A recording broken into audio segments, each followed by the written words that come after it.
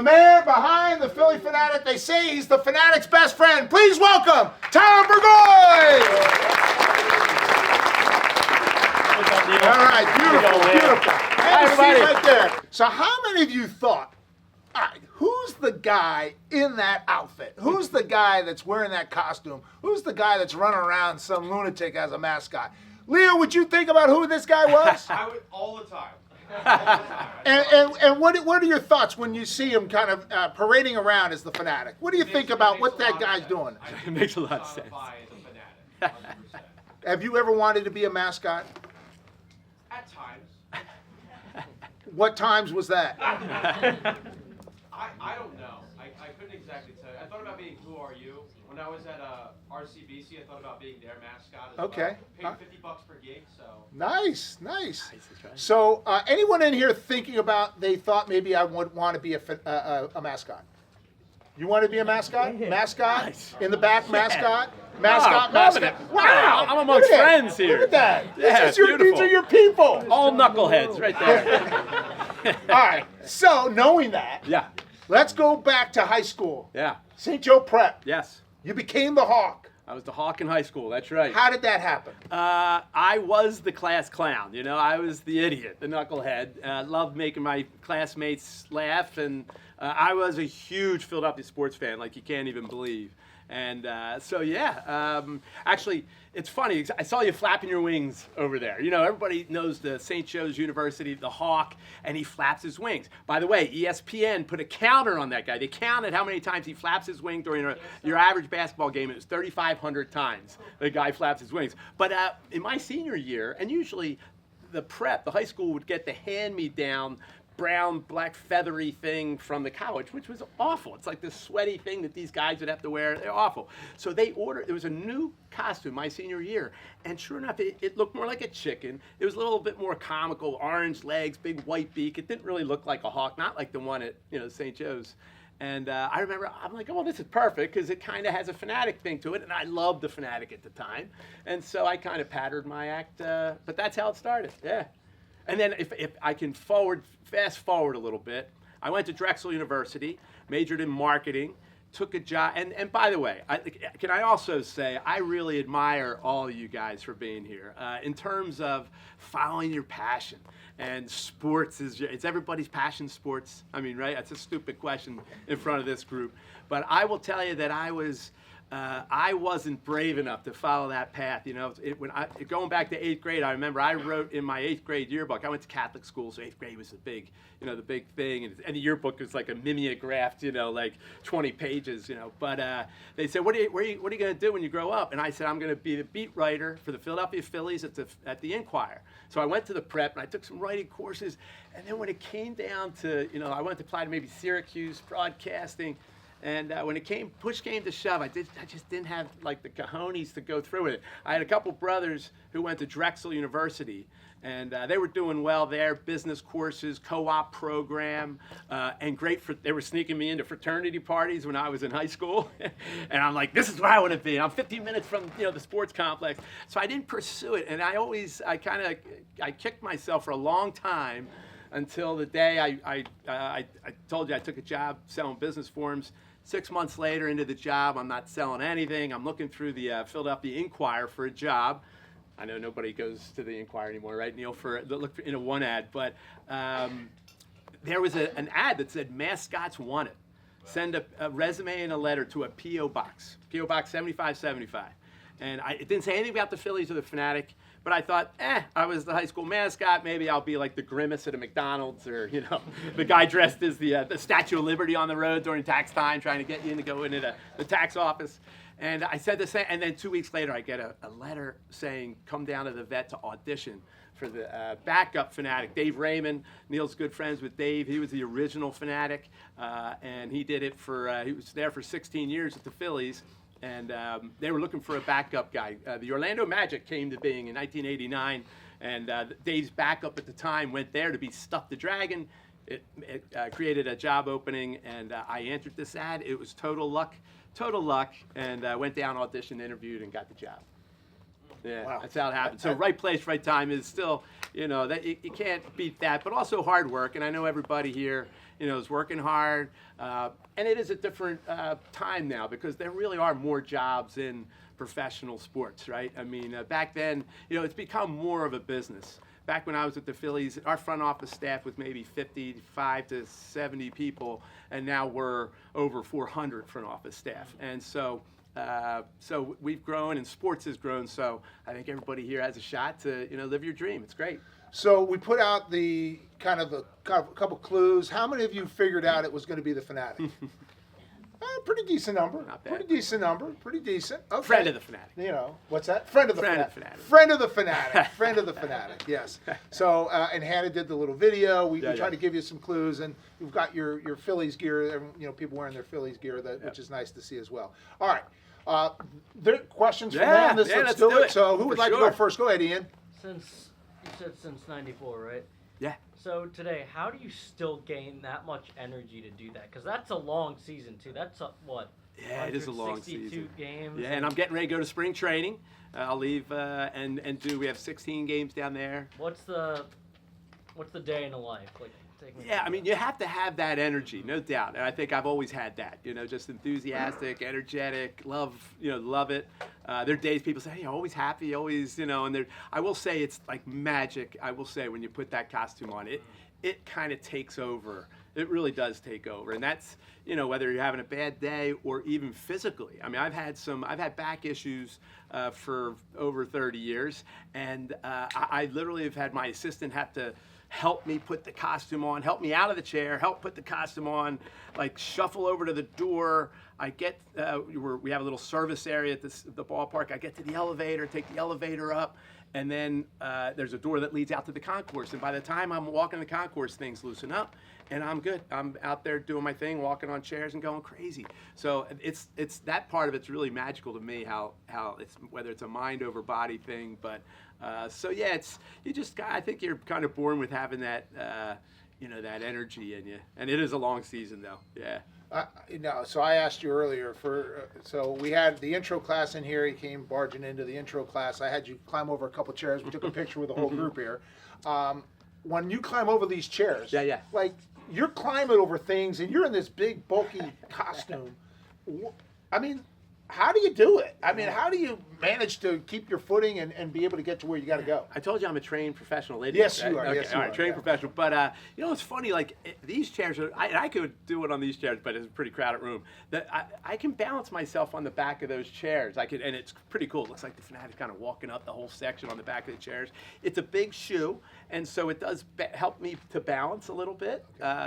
And it is like putting on the whole costume, just putting on a pair of old slippers that you're comfortable in. It's literally an extension of my skin. I know maybe when you were down there too, Neil, even at the vet, we had that 400 level press box, and you remember that ledge? Yeah. There was a ledge right outside it was literally just a little ledge Yeah. outside the press box, and then it dropped down, and the ledge was only about this big, and every once in a while I would climb out there as a Phanatic and kind of go visit guys in the press box, like in the first row. Phanatic's walking by, he's like a guy on cleaning windows or something, but and it would flip some of the press guys out, like, you're gonna fall, what are you doing? Yeah, I'm thinking the same thing. I'm like, what are you doing? So you All gotta right. have a screw loose. All right, so more questions. All right, Leo. Well, let me go to Jason. And I'll come to you, Leo. Go ahead, Jason.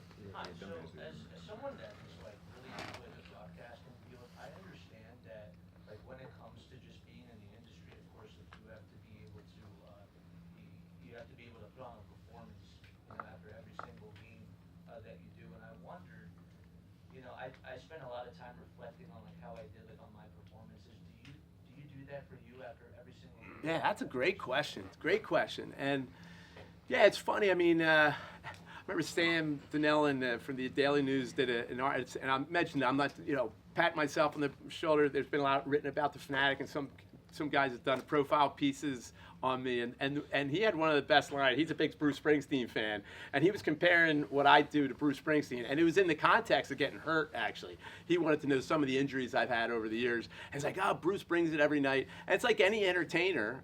Like I just saw Don Henley of the Eagles. I know this is way over, but he was talking about, hey, this guy's 78 years old. It might be somebody's first concert. Or it might be the first time somebody's seeing Bruce. It might be first time somebody's coming to a Phillies game, and this is the first time they're going to see the Phillie Phanatic.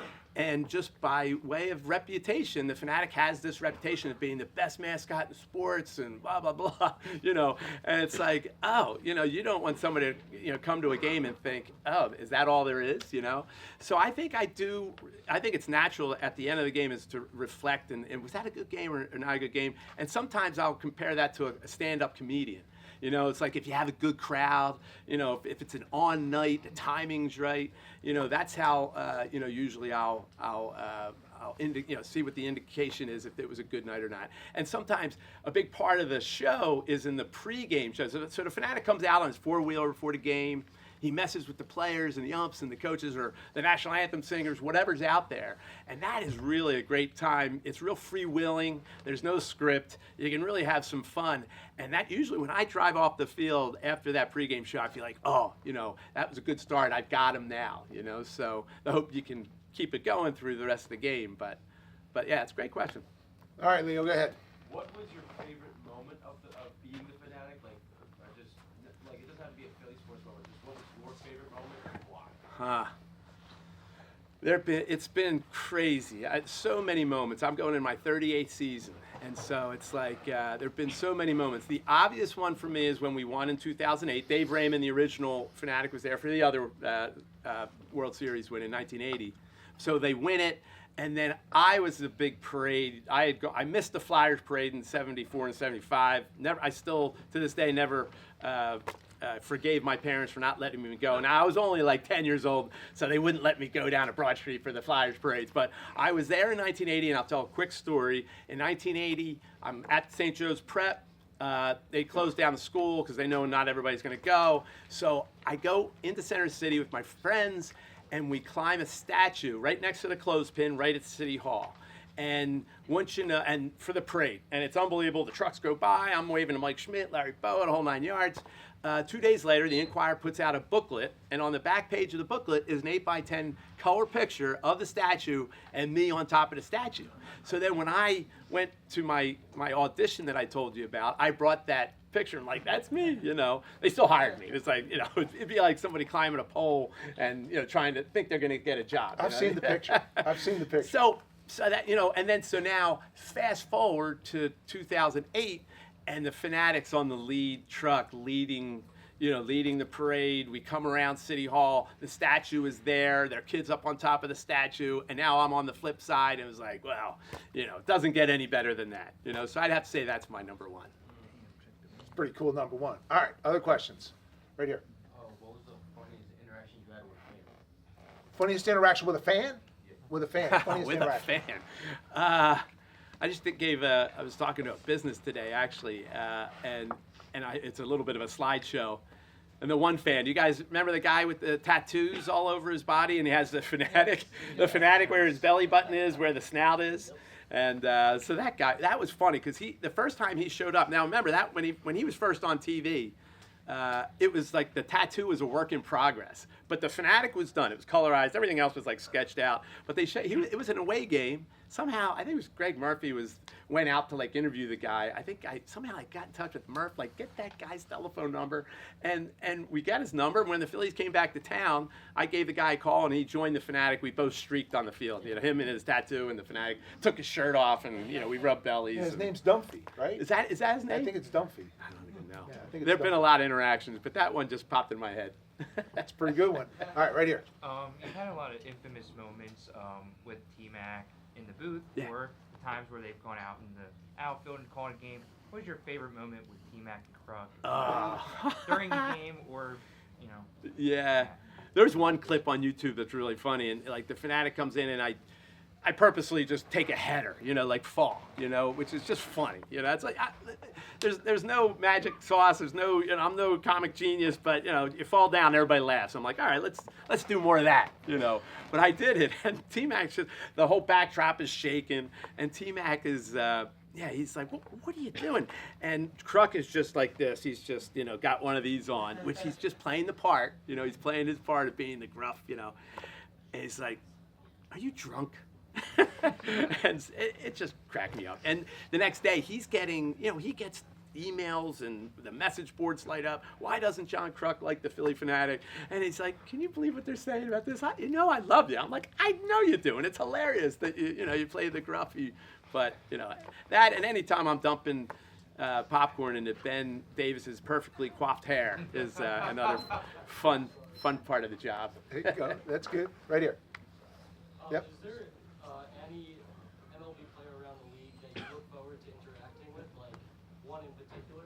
Yeah. It's so fun. I try to think now some of the guys. It seems like I don't interact with as many players as I used to. I don't know why that is. I know the umpires, I used to have a better rapport with them over the years. But over the years, what's happened with them is they're coached in the minor leagues not to mess with because remember, in 1978, there were no other mascots. And it's really funny for me to see some of that old footage of the Phanatic messing around with the umpires. I mean, it was crazy. They literally have like wrestling matches and real physical, and the Phanatic very quick, and that was so revolutionary.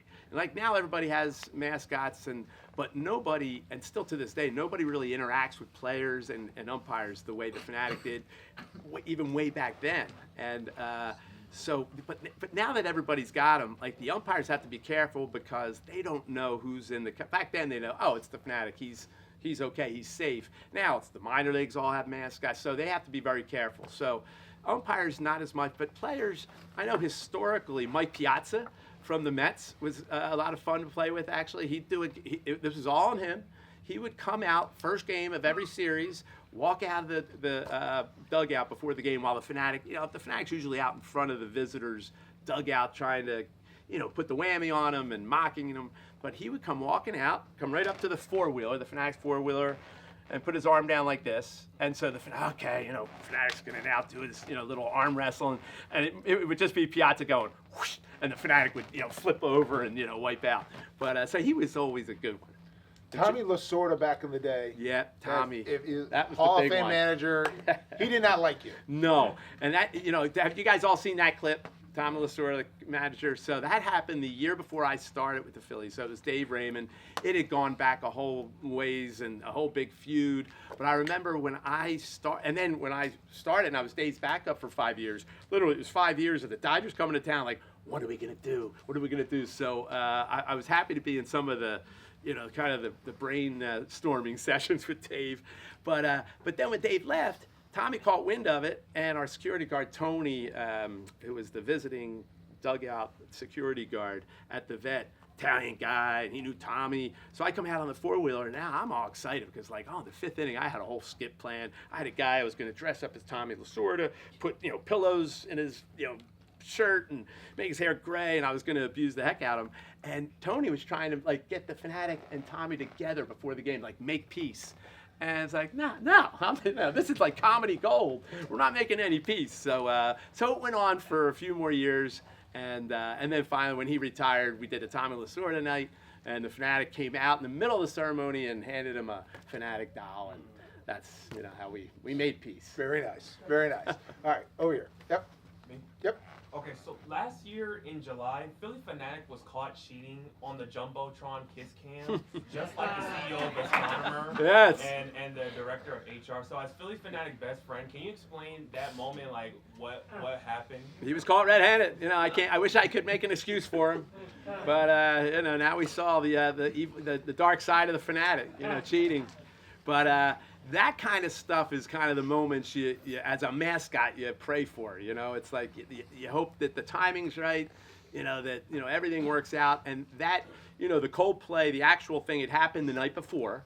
And so it was that morning I came to work, and there was a guy actually in our who gave me the idea in our ticket office. And he had sent me an email like, you got to do something with the Coldplay thing. I'm like, yeah, of course, I got to do something. So we did it that night, and so I think the timing was right. Then everybody was doing it. Kind of after that, so the Phanatic was one of the first ones to do it. It looked good.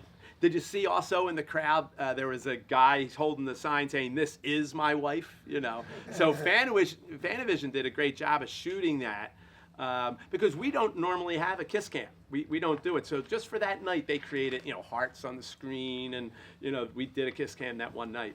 But that routine, like 9 million hits, it's the most, like any Phillies post has ever received, was that clip. So it just goes to show you sex sells, Neil. Wow, I didn't know that. 9 million and counting. Yeah, 9 million and counting. Yeah, that was our social media team put together a PowerPoint for the winter meetings down at MLB, and that was part of their big presentation. Like our cold skit thing got more hits than anything we've ever done. All right, so it's hard to not notice. Am I flashing it around? All right. Yeah. So tell them about that. Well, tell them about that. When I look at this, I think of the Phillies and what a great organization they are. I have a 93 national championship ring, this one, the 2009, 2022. But the Phillies are just a great organization. All the employees got World Series rings, championship rings. But that's what I think of, when I look at it. We get treated like family down there. Everybody has a voice. Everybody's listened to. We all get to know each other, and so it's pretty cool that I don't wear this around. By the way, I wear it for you guys, so I could impress you. But I remember when I first got it, my wife and I went out on a little date night, and we went into a restaurant, and it was kind of the big news. There was the big picture in the paper of Jimmy Rollins holding his ring, and so it was kind of in the news. And we went into this restaurant, and by the time we left, the chef had come out, the waiters had all come over, everybody wanted to see the ring, and my wife was like, yeah, you don't have to wear the ring anymore. Keep that at home. We're trying to have a night without baseball. Yeah, So. it's nice. It's a nice looking ring. It looks good. Nice. Yeah. The 2022 ring, which is what we consider kind of the second place ring. It's actually bigger than this one, and it's obscene, but it's cool. Yeah. You want to hold on to it. All right. It's cool. Go ahead, Kate. So naturally, Phillies baseball is right around the corner. Yes. But also, Rowan Prof baseball is right around the corner. And I have to ask, this kind of bigger of a request. Could the Phillie Phanatic, who see him make an appearance at a Rowan Prof baseball game? Hey, how's it? Ballpark? Is it right on campus right here. here? Yeah, it's right here. Yeah. That's right Good. Are they usually pretty competitive? Because Yeah. that's not going to come Finished out. third in Division III last year. There you go. I mean, Yeah. if it's like a bad news bear situation, the Phanatic might, I don't know. No, they're actually very, very No, I good. Very, guess. very good Yeah, program. Yeah. You'll have I to like look it. into that. Well, the Phanatic does. I used to do a lot of that actually. A lot of travel. I've traveled all around the world. I've actually. Japan and Australia are some of the further away places. Europe, done baseball tournaments over there. Of course, a lot in South America. Been to the Galapagos Islands. For all you Phanatic fans out there, that's where the Phanatic's from. That was a total hoodwink because we shot a video, and it was like, the Phanatic wanted to go back in time to the day he was born, and so I'm like, hey, we got to go to the Galapagos Islands, and somehow, I weaseled a week trip to a whole week with my family to the Galapagos, which was awesome. But we've done a lot of minor league. It was we don't do quite as much as we used to, but there was a time I was doing about 30 minor league ballparks a year on top of the 81 home games. And I think that's why we kind of started slowing down. Like, Tom's not going to last much longer if we keep this up.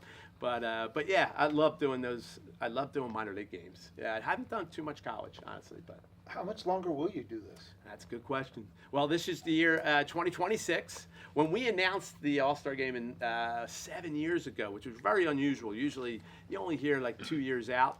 But they wanted to make the announcement. 2026, obviously, is the 250th birthday of America, and when they announced that, I'm like, well, I'm not going to make it. I'm not going to make the All-Star Game, but we're here. So I made it to 2026. Hopefully, maybe next year too. We'll see. And what will you be doing during the All-Star Game? So it's crazy right now. It's really fascinating, guys. Like when I talked about how sports has become big business now, like events like the All-Star Game have just like there's so much that goes on. It's incredible. It's a whole week's worth of activities. We've been having meetings with the folks from the MLB offices come down to Philadelphia. They have meetings, like I've been obviously to the Mascot meetings. In 1996, the Phillies hosted. That was the first year Major League Baseball started sending all the mascots to the All-Star games. So I've been to the last 30 All-Star games, which is cool. But it's unbelievable the amount of preparation. Just think about it, like, I'm watching the Super Bowl last night and all the on-field stuff, the Bad Bunny, the pregame, and, looking at, I've been to a couple of the meetings of what's going to be happening pregame for the All-Star game, and it's, fire and, stages set up and concerts. But on top of that, you have all the hospitality events, you have all the community events, there's security, there's broadcasting, it's so all-encompassing.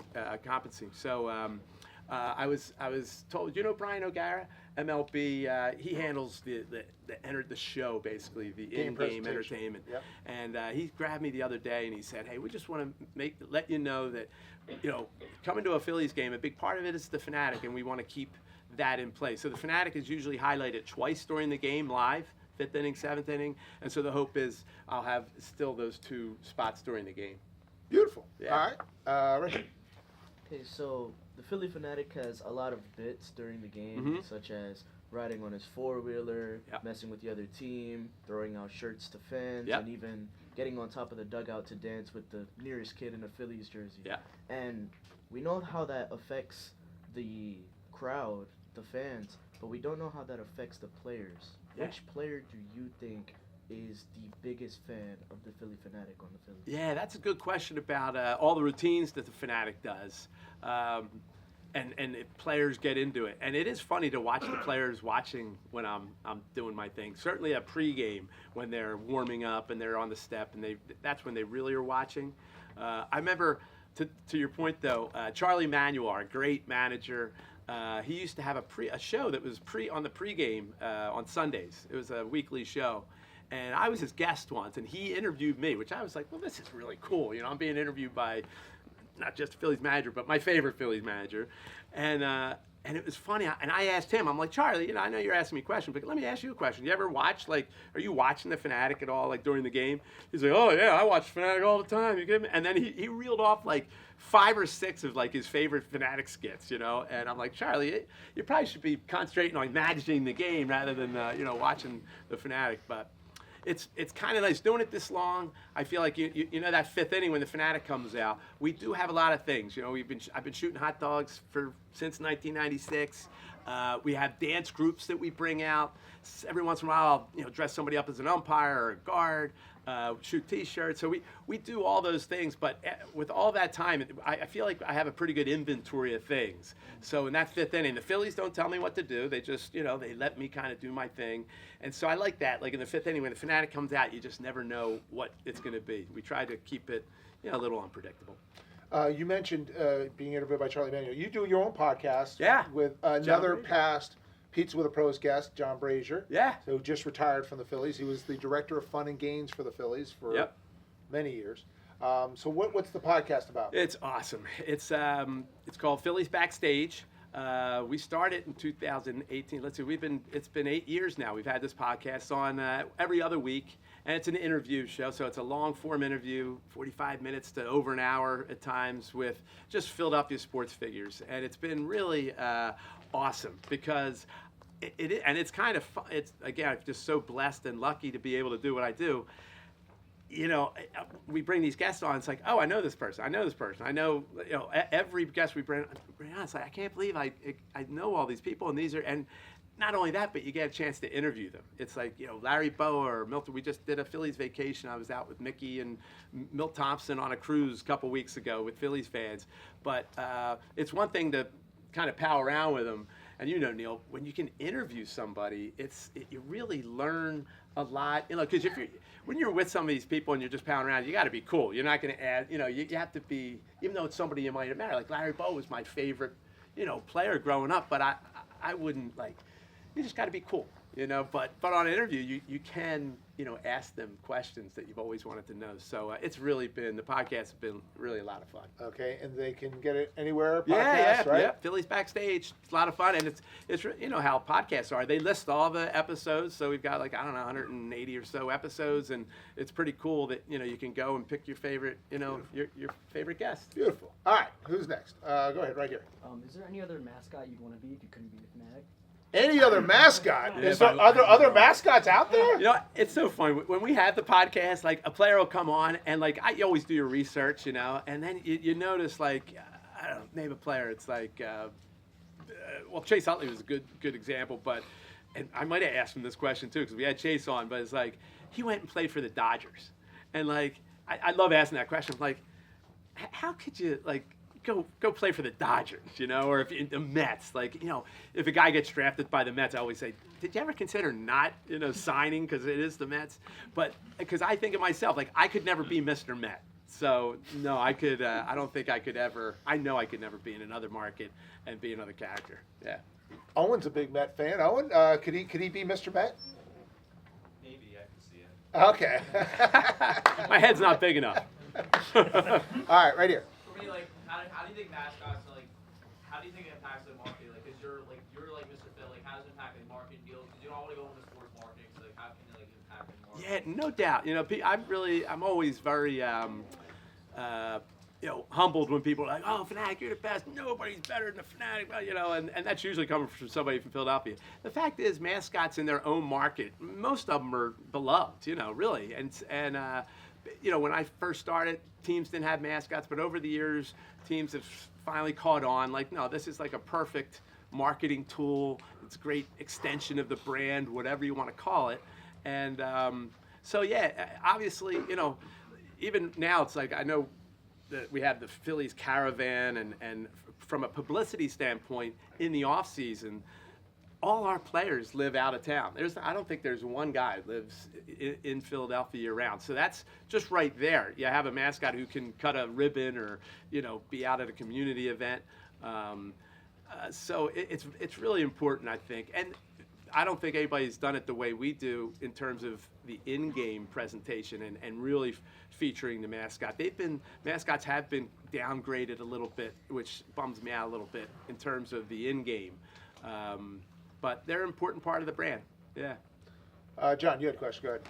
When you're brainstorming for different skits, like, what does that kind of look like with different games you have? And have you ever had a time where you came up with something on the spot and just did it right then and there? Yeah. By the way, he was a mascot. Oh, yeah? This summer. We're colleagues? Yeah, I wound up doing it for an internship. The Rowan? No, minor league baseball. Minor league team? What team? Boulders is independent. Okay. All right.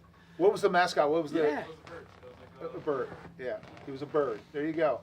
Tremendous. He wants your gig.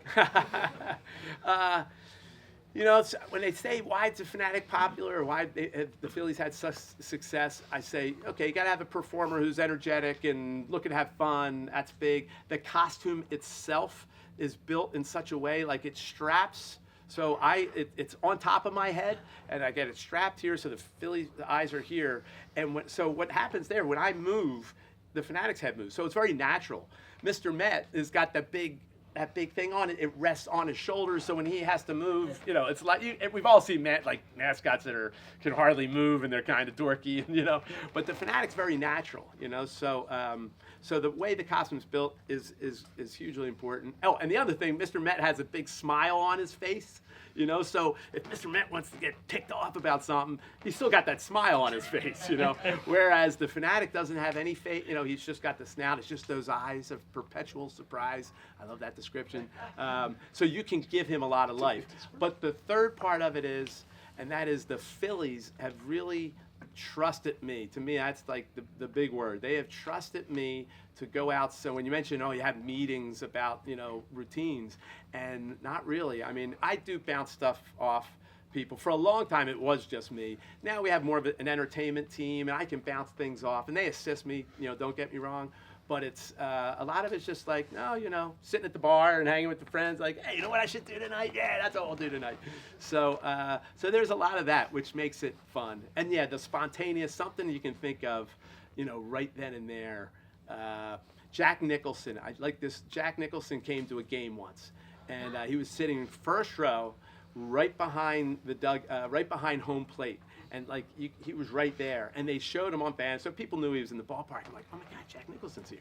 I'm like, oh, what can I do? What can I do? The Phanatic has a Batman outfit, and so figuring the Joker's here, so I go out there in the 5th inning, jump off the dugout, and I go right over to him because he's right in the front row, right behind the plate, and I'm putting the hex on him, and I'm doing the whole Batman thing, and he's doing this, and the Fanavision. I told him what I was going to do. We did a split screen. They put the Joker, a picture of the Joker, and then the Phanatic doing this thing. So that one I remember thinking, that was good. Good. Little spontaneous thing. How many outfits do you have? How many So Phanatic I have outfits? 2 costumes. I have one I keep at the ballpark and one I travel with. And your backups. Yeah, and then so I have 3 backups, and they each have a costume. So there are 4 of us. We do anywhere between 600 and 700 appearances a year. So we split those appearances up between the 4 of us. And then, like I said, I was doing the games from '94. I did them all for between 25, almost 30 years, like every game. I went over 20 years without missing a game. I had a pretty good stretch going. But now I do have one of my main backups. He's been my backup for 15 years. And he's been doing now some of the games, which has given me a nice break. Yeah, you need the break. All right, right here. So mascots are for entertainment purposes, but as like your own bit, you're a lot more like comical. Sometimes how hard is it for you to like stay silent behind that mask? Yeah. Like try not to laugh or like say. Yeah, I mean, it's become second nature now that I don't talk. It's like, okay, you really have to use your body language, and I will tell, like when I'm on the field, sometimes I'll talk to the players because nobody else can hear, so, and they get a kick out of that too, So it's not too tough for me anymore, and I really do try to not talk at all. I know Dave Raymond, I was Dave's backup. And Dave, if there was a kid pulling his tail, he would snap and just be like, turn around, listen, kid. And it's like, oh, the kid is. And I tried it once or twice, and like, I don't know if I can do this. Let's give this kid nightmares. That's pretty good. That's pretty good. Keaton, go ahead. So the sport of baseball inherently is more slow. There's a lot of stoppages in between the innings and whatnot, Yeah. which is why mascots and other entertainment aspects of the game have become so important. How do you feel it's important to continue that going forward? Is there any way for it to change?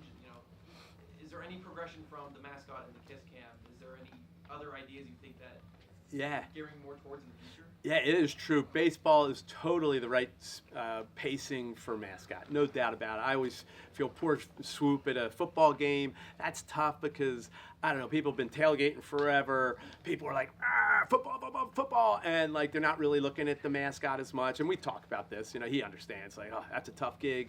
Hockey and basketball are different because if you get in somebody's way, like Phanatic's in the crowd, he likes just being one of the Philly fans. Well, chances are you're not going to miss much, if you're blocking the way, but you could miss a dunk or a goal or something in one of those other sports. So the pacing in baseball is huge. And then you have those inning breaks. And that's why I said I'm always surprised that other teams don't utilize the mascot to entertain during those breaks as much as how we've made it a thing.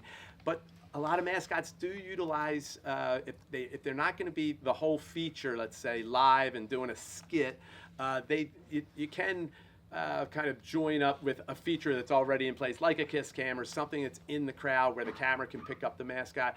So it is one thing that I've never done a lot of, and it's always, I always think about that, so how can we get the Phanatic into maybe some of these other pre-recorded features or features coming right out of the break or part of the feature.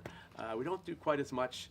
We've had this same, before the game, in the crowd, 3rd inning, and then 5th inning, and then 7th inning on the dugout. We've had that. It has basically unchanged since Dave Raymond was doing it in 1978. It is like the same, and I guess it's the perfect example. If it's not broke, don't fix it. So that's how we work it. Good, sir.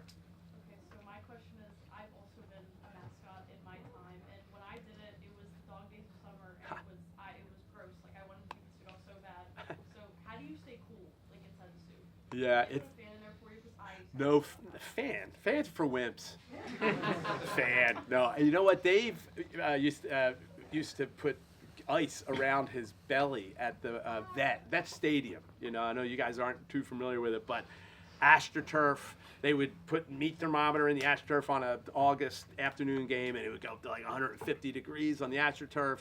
That was really tough. So I found it really didn't help that much. It would be like just hot water after about 5 minutes slashing around. So when we got to Citizens Bank Park, I scrapped doing that. And the fact is, I'm kind of in and out of the all the time. I'm taking breaks constantly. I have a great dressing room right behind the plate. I have a fan. I have, you know, drinks, and I have a TV. I can keep track of the game. And then, like I said, I'm kind of in and out, you know, making visits, getting ready for my routines, and that's kind of how I do it. I always sympathize for the fans who are out there for 3+ hours in the sun, melting, you know, and I always feel like, well, I do have an area, at least I take the costume down to my, you know, my knees. I'm in a shorts and a t-shirt. I do go through about 5 or 6 t-shirts a night. But at least I can get out of the heat. And sometimes I go out there with the fans, and they're dying, you know. How much weight do you lose during a game? I think, you know, a couple beers after the game usually. If I drop a few, if I drop some water weight, I kind of bring it back after the game. Yes. That's perfect. That's perfect. Gerasimos, go ahead. I wanted to ask you, is the Phanatic, like, does he give tips to the other mascots of Philadelphia? And most importantly, I have to ask you this, is his best friend Fang from the Philadelphia Union? Ah, I love Fang. Yes. Yeah, Fang's a good man. Yeah, and we have a great, you know, once Gritty came, it really did. You know how, like, Penn State's considered linebacker U, you know, and now Philadelphia really is, I think. I think it always has been kind of considered mascot, the city of mascots. But Gritty really, I think, you know, brought that too, you know. And now it's tough because, especially with like the 250th birthday coming up for Philadelphia and all of those kind of events, we get calls all the time like, oh, is Franklin going to be there? Fang, you know, they want to get us all together. Well, we all have schedules and dealing with that. Now they're trying to, you know, coordinate us all together, and it's tough to schedule that. But everybody's great. They don't need my tips. I do get calls quite a bit from maybe other teams, minor league guys, sometimes high school guys. You know, I get letters and stuff, which is really great. I love, you know, and it's funny. That's so different because back then, really being a mascot when I started wasn't a career choice. You know, it wasn't something you thought of aspiring to. But these days, you know, I think cheerleading competitions, you know, that's become a big thing. And part of the cheerleading national cheerleading competition is kind of the mascot division where guys, you know, come up with skits. And so it has become more of a career. I'll tell you what, we're very fortunate to have you here because I know his schedule, and you're going to spring training when? Next Thursday. Next Thursday. Okay, so he's going to spring training. So to be able to get him here on a Monday night, we don't do it on a Thursday. I have him here on a specific night, so I'm very grateful that you came here tonight. Awesome. Thank you for doing that. The children's book, you've done 20 of them. Yeah, Tell me how that started. My neighbor wrote a book about the 1960 Eagles. And I thought he worked at Pico, but he was a writer, a freelance writer on the side. And he approached me about the 93 Phillies. And we together wrote a book. It was the 10-year anniversary of the 93 Phillies. And we interviewed all those players. I told Phanatic stories. We made it this fun book. Did really well. It was great. And I had a blast doing it. Like I said, I always wanted to write. So we came out with another book after that about the move into the new ballpark. But when that first one came out, I thought, oh, and my kids were young at the time. And I was reading Barney books to them. It's like, you know, Barney book every night. It's like, oh boy, this is pretty lame, these Barney books. I'm like, wait, we should have a, you know, Phanatic book, not just one, but like a series of books. And so like every year we've put one out, and it's been really, really cool to have, you know, people come up to me now and say, oh, we read these books to our kids all the time. Do you have another one you're working on? Or? Yeah, let's see. It's coming out in May 24th. It's called The Phillie Phanatic's Trip Down the Shore. Wow. Yeah, so he's going to Atlantic City, Ocean City, Sea Isle, Wildwood, Stone Harbor, Avalon, finishes up in Cape May. There's a big surprise at the end. That's great. All right, who else? Question. Let me get someone else. Go ahead. So I know you said your most funniest fan interaction. What was your most emotional interaction? Whether it made you cry, happy, sad tears? Wow. One that made you I can't believe people like me so much. Yeah. Or this child is dying. I can't believe Yeah, I'm missing this. yeah, there've been those moments for sure, for sure. Yeah, I've been asked to go to a couple deathbeds. You know, my father's dying, and he loves the Phanatic, and I've done that a few times, and that's hard to put into words. I remember I did an appearance in South Philly. I was going to a school. And I pull it, South Philly's hard to get parking. I was actually on the street. I got a spot on the street. And I get out of my van, and there was a lady there, and she wanted to an older woman, and she was showing me this picture. I'm like, oh, I'm getting ready to go to school. I got this appearance. She goes, no, I want to show you this. And here is a picture of her clutching a Phanatic doll, and she's on a gurney getting rolled in, going to have major surgery.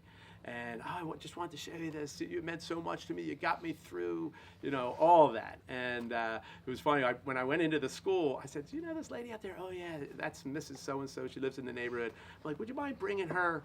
Like, can she be in here for the assembly? She would love this. And the Phanatic in the assembly wound up picking her out and dancing with her in front of everybody. And it was a fun moment. But they're the kind of things that are just, hard to talk about, just hard to measure. Yeah. But a great part of the job, really, to be able to bring that kind of joy to people. I mean, Tom, you're in this. Dave Raymond he calls it kind of his super suit, right? Yeah. Yeah, because he's in this suit. He goes, imagine you get to put the suit on, and then all of a sudden you have all these magical powers. Everybody wants to see you and wants to deal with it. And you take the suit off, and no one knows who you are. And you just walk around. Yeah, which is cool. So for you, presidents, celebrities of all types, you've been in some of the most unbelievable moments. Do you, Tom Burgoyne, go, man, this is so cool while you're doing whatever you're doing? Yeah, sometimes I do. Yeah, I have to. Yeah, there are times like I can't believe I'm here, And I try to, even every night, Neil, like a national anthem. It's just like every game when I'm standing there for the national anthem behind the plate, I really try to just say a quick little thing in my head, and just look around, because I look out. I have a hard time seeing. I have the snout, and so I have to look down a lot. For the Phanatic to look at you, I'm like here. So I'm looking down. So I don't always see, all the reaction and everything. But for the national anthem, I usually stand there, and I try to really take a deep breath and try to, take it all in. So, but there are definitely those other moments that you really, I have two appearances that always stick out. One on stage with Jimmy Buffett, 2 nights in a row. Is the first. Anyway, Jimmy Buffett fans out there, I've been on stage with some different, some great performers. Got thrown out of a Bruce Springsteen concert once too in the front row, but that's another story. But Jimmy invited the Phanatic on, did 3 songs with Jimmy. Cheeseburger in Paradise and Fins and Brown Eyed Girl, 2 nights in a row, and he just couldn't have been nicer. And that was one where it was like, this is a packed Citizens Bank Park which is different than a baseball game. It's a different energy. And then one other, like the flip side of that, I was invited by the Supreme Court justices to do a private dinner at the Department of Justice building in Washington for the 9 around a table. They were having dinner to celebrate Sam Alito's first year on the bench, and the Phanatic came in and rubbed Clarence Thomas's head and bowed to the Chief Justice, and had a good time with the Chief Justices. That's crazy. It was crazy. I didn't know that story. That's a crazy story. All right, we got about 5 more minutes. Let's try to get as many questions. Go ahead, Andres. What is one thing that you do behind the scenes that us as fans probably don't know about? Behind the scenes. You shower in the Phanatic costume, right? That's what you do. You can't take that thing off and you go to sleep Phanatic with does it, right? have a shower. Phanatic had a bathtub, and then they moved my bathroom a little bit, but the bathtub was delivered. And when they were building Citizens Bank Park, the bathtub got delivered like in the middle. The walls weren't even up yet. It was just like the Citizens Bank Park was just rubble, and there was a bathtub in the middle. I was like, oh, that's the Phanatic. He's big leaguing everybody. He's got to have a bathtub. But yeah, behind the scenes, I don't know. It's I really like just getting together and eat, like having a nice meal before the game. It's like really mild-mannered, It's pretty funny. I have had some people who visit with me, and it's like, yeah, we'll just be hanging out in my dressing room, and oh, if you want to follow me around, okay. Go out there. The door's open to the concourse, and it's bedlam every time. Just bedlam. It's crazy. Popcorn's flying. You're posing for pictures. It's just nuts. And then it's like 20 minutes of that, and we get back to the dressing room, and the person who's following me around, I take the head off and sit down, and like nothing's happened. And people are just like, what just happened? Like, what was that all about? So just I think the calmness of it all is kind of weird. All right, Noah, go ahead. So I used to work at JCC camps. Oh yeah, sure. And apparently someone pushed you in the lake. Is that push the Phanatic in the lake? Was that you? Was it It Tom? might have been one of my guys. Did we get the guy got Or pushed was in? it Dave Ray? The Phanatic in water is like Yeah. this. You know, the Phanatic Apparently gets wet. He doesn't come back. What's that? Apparently the Phanatic has never been back. Hasn't been back there. Had a bad experience. Apparently some kid pushed him in the lake. Oh, I'm trying to think. It wasn't me. You'd remember if you were I tossed remember into a that. lake. I remember. But again, Yeah. there's a few of you. So Yeah, yeah. it could have been that. I did a parasail in costume down in Wildwood, and 500 feet in the air. And I remember they're hooking me up on the back of a boat. Video Dan Stevenson was with me. He's videotaping this thing. We were promoting some island night or Jimmy Buffett night. I forget. But I remember they're hooking me up. I'm like, and I told these guys operating the boat, I'm like, guys, you can't drop. You know how sometimes you're doing a parasail and they'll drop your toes in the water. I'm like, we're not even going there. I can't go in the water. If I go in the water, this 35-pound costume will be 300 pounds, and I'll go sink right to the bottom. So I was up there. It was great views. Like, this is great. And then they literally reel you in, and they brought me in without my feet touching the water. That's good. That's good to know. Connor, go ahead. Yes. So do you have a different approach from, like, would you say regular game versus the playoffs, or do you go into it the same way? You know what's different, and that is Major League Baseball. The deeper, especially the deeper you go in the playoffs, Major League Baseball takes over that whole in-game show. And so I was talking about having the trust and the freedom, the Phillies do whatever you want kind of thing.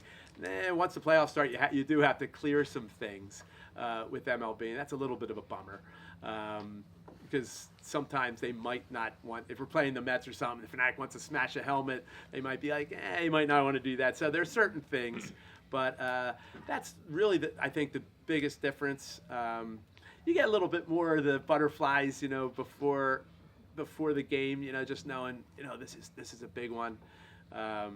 But it's awesome, to have that intensity. That game, does everybody remember 2008, the final game, when we got rained out, we came back in the 7th inning, we resumed play in the 7th inning 2 days later, and I've never been in any sporting event that had that kind of energy, no doubt about it. They were 3 or 4. I know, it's crazy. I can't believe it's been 18 years. 3 or That's 4. insane, it's not right. Right? In 2008, 3 or 4, right? Am I right? I know, Okay, I can't believe that, guys. Well, I was born in 2008. Wow, you were born that day. No, it was my sister's birthday. Oh, your sister's All birthday. All right. So yeah, so that you know. kind of forget. Now they've heard about it, and Yeah. but they don't know. Isn't it, don't you agree? I think if that game, and so the Phillies, they stopped the game after 6 innings, and then they resumed it it was this crazy thing. It still doesn't get the national attention, that game. Like, to me, that was like one of the great World Series things that ever has happened. I think if it was New York or LA or I think if it was New York, that game would go down in lore, Right, But right. I don't know. But that was one of the most amazing things, and just the energy in that ballpark, guys, was incredible. I was there that night. Yes. Okay. Let me do. Logan, you had a question. Logan will be the last one. Go ahead. So, the Phillies have the Galapagos gang mascots at Walmart. What is the Phanatic's relationship with Yes, the Galapagos gang. Does everybody know the Galapagos gang? Yeah, the inflatable characters. One of the guys who was upside down all the time. Yes, that's a talent. I can't do that, but I went to a mascot. MLB had a little mascot convention that we just did amongst ourselves. Like 10 of us were out in it was out in Vegas. Shockingly enough, we picked Vegas for our first Boondoggles. conference. I don't know about you. A little bit of a these boondoggle, little right there, bit. Look at you. And we had a sponsor, or they had a couple sponsors come in and do a little PowerPoint. And I never was a big inflatable character guy, and I knew I didn't want a large version of the Phanatic. That didn't seem right to me.